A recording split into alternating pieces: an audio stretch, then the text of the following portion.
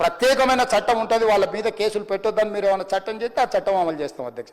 ఈ రోజున్న డాక్టర్ బాబాసాహెబ్ అంబేద్కర్ ఇచ్చిన చట్టం ప్రకారము దీనికి కారణమైన వాళ్ళను ప్రత్యక్షంగా పరోక్షంగా కారణమైన వాళ్ళందరి మీద కేసులు కట్టి పోలీసులు విచారణ చేయాల్సిందే, బాధితులను శిక్షించాల్సిందే అధ్యక్ష.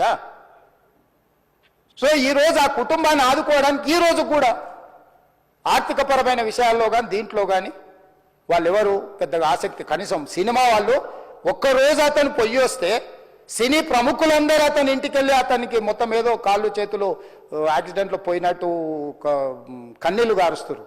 ఈ సినీ ప్రముఖులు ఒక్కరైనా హాస్పిటల్కి పోయినరా అధ్యక్ష? నేను సూటిగా తమ ద్వారా సినీ ప్రముఖులను నేను అడుగుతున్నా అధ్యక్ష.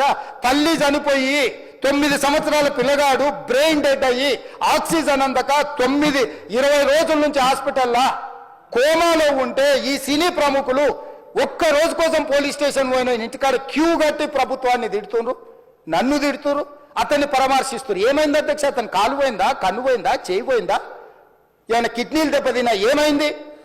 అతన్ని ఇంతమంది సినీ ప్రముఖులు పరామర్శించారు, కలిసిండ్రు, అభినందించారు. కానీ ఆ పిల్లగాన్ని కనీసమన్నా పరామర్శించడానికి సినీ ప్రముఖులు ముందుకు రాలేదంటే సినిమా